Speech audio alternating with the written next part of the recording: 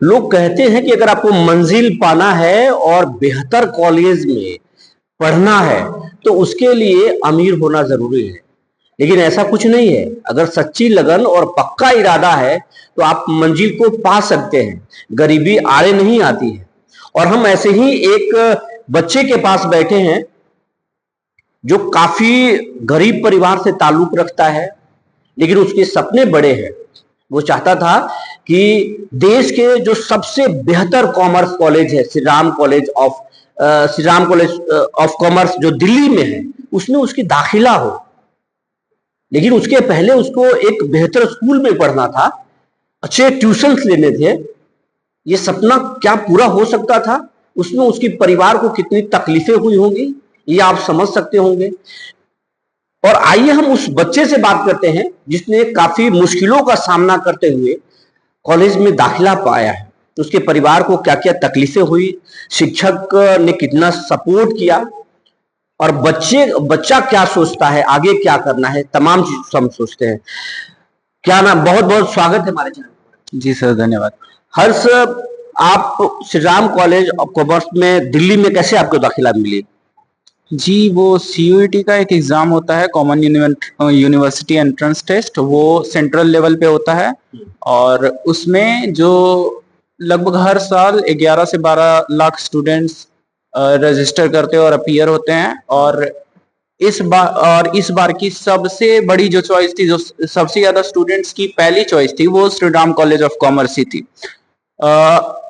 Actually admission के लिए वो कट ऑफ रैंक आता है और कट ऑफ स्कोर आता है। तो इस बार की जनरल की कट ऑफ रैंक जो थी वो 375 के अराउंड थी, और जो ओबीसी की कट ऑफ रैंक जो थी वो इस बार अराउंड 2200 के अराउंड थी। और मेरी जो कट ऑफ रैंक थी वो जनरल कैटेगरी में 619 थी, और ओबीसी कैटेगरी में वैसे फिक्स्ड तो नहीं रिवील किया गया है, but it will be less than 170, क्योंकि उतनी सीट्स ओबीसी के लिए है। ऐसा फर्स्ट अटेम्प्ट में हुआ ये? जी जी, अभी जस्ट 1 मंथ के लिए मतलब सीयूईटी का प्रिपरेशन हुआ था। आप प्राथमिक शिक्षा दीक्षा आपको कहाँ पे? जी, प्राथमिक और जो उसके बाद की शिक्षा है वो मेरी पूरी सरस्वती शिशु मंदिर से हुई है। मतलब मैं 14 साल से एक ही स्कूल में पढ़ा हुआ हूँ, LKG से लेकर 12 तक पूरे उसी स्कूल से। आपको काफी मुश्किलों का सामना होती थी पढ़ने पढ़ाई में? देखिए, आर्थिक प्रॉब्लम की आर्थिक जो आपदा है उसमें सबसे ज्यादा तो दिक्कत ये कोरोना काल में आई थी। क्योंकि उस टाइम पे, क्योंकि हम लोग का जो परिवार था वो उस टाइम पे इस तरीके था कि आज कमाएंगे कल खाएंगे, इस टाइप का था।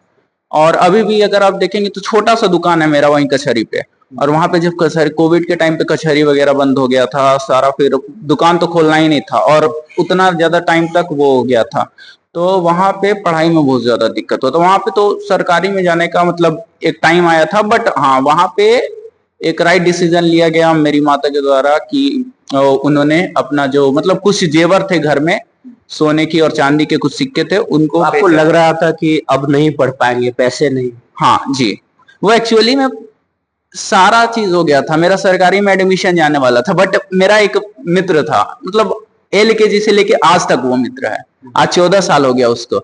तो वो घर पे आया मेरा और मम्मी को कन्विंस किया कि आंटी देखिए अभी कोविड के कारण डिस्काउंट बहुत ज्यादा दे रहे हैं, मतलब 6000 के अराउंड उस समय, वैसे उस टाइम में पे उतना भी हमारे पास नहीं था, 6000 के अराउंड देना था। और क्योंकि मतलब कोविड के टाइम पे बहुत हालत खराब हो गया था, तो वहां पे मुश्किल हुआ था। अब तो आपको देश के सबसे बड़ा कॉमर्स कॉलेज में दाखिला मिल गया, आगे क्या करना चाहते हैं? जी, आगे सबसे पहले तो वहां से अच्छे से ग्रेजुएशन कर लेना है। उसके बाद मुझे कैट निकाल के MBA करने का एक ड्रीम है। आप मतलब बनना क्या चाहते हैं? जी, मेरा फाइनल एम है CA बनना है, प्रोफेशनल कोर्स CA करना है। सीए में कुछ अलग, बाकी सीए तो देश का। जी जी, CA में एक अलग, पहले तो फॉर्म खोलना है, CA फॉर्म खोलना है खुद का, और साथ में एक जो अलग मतलब प्रिस्टाइज चाहिए कि CA की डिग्री जो कि इंडिया के सबसे टफेस्ट कोर्सेज में से एक है, उम्रें बीत जाती है वो, और साथ में इंडिया के सबसे बड़े IIM अहमदाबाद से MBA का सपना है मेरा। आप करेंगे वो? इसमें आपके जो टीचर्स हैं, आपके जो कोचिंग के टीचर हैं, सचदेवा क्लासेस के जो कॉमर्स के जो टीचर हैं, धीरज सर, उनका कितना आपके पढ़ाई में योगदान? जी, अगर देखे तो धीरज सर से मैंने अकाउंट्स पढ़ी, और मैं बस ये चीज बताना चाहूंगा कि सारे सब्जेक्ट को अगर साइड कर दिया जाए तो जो अकाउंट्स में मेरा कॉन्फिडेंस था वो अलग लेवल पे था। लाइक जब 11th क्लास में मैंने अकाउंट शुरुआत की, 11th में मेरे अराउंड 98 मार्क्स थे आउट ऑफ 100। 12th में मेरे मतलब बोर्ड के एग्जाम्स में 99 मार्क्स थे 100 में से, ये अकाउंट्स में।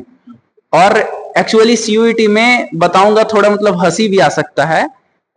इस बार एक हुआ था कि 13 को एक बार एग्जाम हुआ था, लेकिन वो एग्जाम कैंसिल करके मतलब रीटेस्ट किया गया था। तो जब पहली बार मैंने टेस्ट दिया तो उसमें मेरे 48 सही थे और 2 गलत थे। अब उसके बाद मेरे पास चॉइस था कि मैं उसको रिटेन कर सकता था या फिर से देना चाहूंगा। अब वहां पे बहुत कड़ा डिसीजन था, क्योंकि 48 सही था और ज्यादा चांसेस थे कि फिर और ज्यादा गलत। लेकिन वहां पे डिसीजन लिया रिटेस्ट का, और सही मायने में 49 सही हुए इस बार अकाउंट्स में मेरे।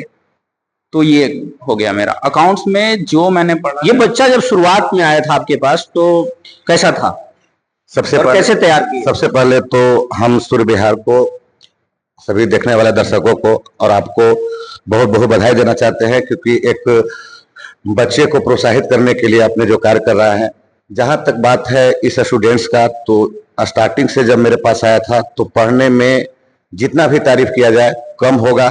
सबसे बड़ा इसका खासियत था कि 11 से लेकर के 12 तक आज तक एक भी क्लास मिस नहीं किया था। और जहां तक बात है इसका 12th में भी 97 मार्क्स 12th बोर्ड में आया था, एक मंथ पहले इसी वजह दिया था। और एक मंथ लड़का खुद का मेहनत करके, खुद का नहीं कोई कोचिंग ट्यूशन, खुद का मेहनत करके, जो काफी रेपुटेटेड और बड़े बड़े व्यवसायी लोगों का सपना रहता है कि मेरा बेटा का एसआरसीसी में एडमिशन हो। एडमिशन होने के लिए वहां पर जितना भी प्रशासनिक अधिकारी होते हैं सबका सपना होता है, लेकिन ये लड़का खुद से मेहनत करके पढ़ने में बहुत ही काफी अच्छा है। आगे सीए बने। हम सीए के साथ साथ आपको अपने तरफ से एक बात स्पष्ट करना चाहते हैं कि एसआरसीसी में इसका बीकॉम में भी एक बहुत अच्छा रैंक रहेगा, क्योंकि इसमें इसका अपना मेहनत है। हम कुछ नहीं किए, हम सिर्फ मार्गदर्शन किए हैं।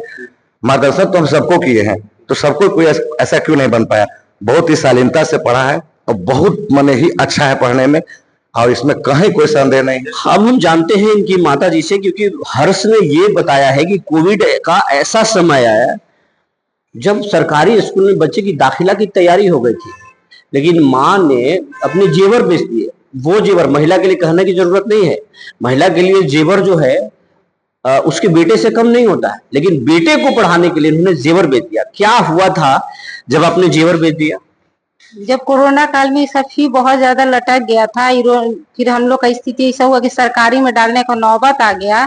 तो इसकी बहन रोने लगती कि मम्मा भैया को मत डालो, ये बोलता कि नहीं बहन को मत डालो। 2 में से 1 को सरकारी में डालना अनिवार्य हो गया था। तो इन लोग को हम आपसी लगाव देखकर हमको दर्द हुआ, हम बोले नहीं दोनों को प्राइवेट में ही पढ़ाएंगे। उसके बाद इसको अपना हम जेवर बेच के और फी भर दिए। उसके बाद इसका आगे का पढ़ाई चालू हुआ।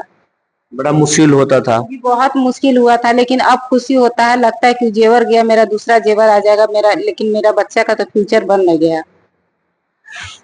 कोविड में क्या हुआ था? आप दुकान चलाते हैं छोटा सा, क्या हुआ था कि पैसे नहीं आ पा रहे थे, दुकान पूरा क्लोज हो गया था? पहले से कोई बैकअप नहीं थी, पैसे नहीं थी? नहीं, पहले से मेरा पास कुछ बैकअप नहीं था और स्थिति बहुत खराब हो गई थी, जिसके कारण आज के लिए कल के खाने के लिए सोचना पड़ता। आर्थिक स्थिति आज भी मेरा वही है जो पहले था, अभी भी सुधार नहीं हुआ है। बहुत मुश्किल। बेटा का हौसला देकर के आपको लगता है कि कामयाब हो जाएगा? हाँ, हम तो हौसला दे रहे हैं, जैसे तैसे कर्ज लेकर के पढ़ाने का प्रयास कर रहे हैं ताकि मेरा बेटा आगे जाके कुछ कर सके। अभी भी आपको कोई ट्रस्ट के द्वारा कुछ मदद किया गया है कॉलेज में दाखिला के लिए? हाँ, अभी एक महाराणा प्रताप ट्रस्ट के द्वारा मेरे लड़के को 30 या 35 हजार की आर्थिक मदद की गई थी पटना के लिए एडमिशन के लिए। बड़ा मुश्किल है, लेकिन जो बच्चे गरीब परिवार से ताल्लुक रखते हैं, उनके बच्चे अच्छे करते हैं, उनके माता पिता को क्या कहना चाहेंगे? जितना हो सके प्रयास करना चाहिए कि पैसा तो आना जाना है, कर्ज लेके भी पढ़ाना चाहिए बच्चों को। आज मैं वही कर रहा हूँ, आज भी मेरे पास कुछ भी नहीं है। तो ये है हर्ष के पिता। इनका कहना है कि अगर बेटा कुछ करना चाहता है और हकीकत में वो पढ़ता है, तो चाहे जमीन हो या जेवर हो, उसका परवाह मत कीजिए, आप उसको बेच दीजिए, लेकिन बेटे को पढ़ाइए।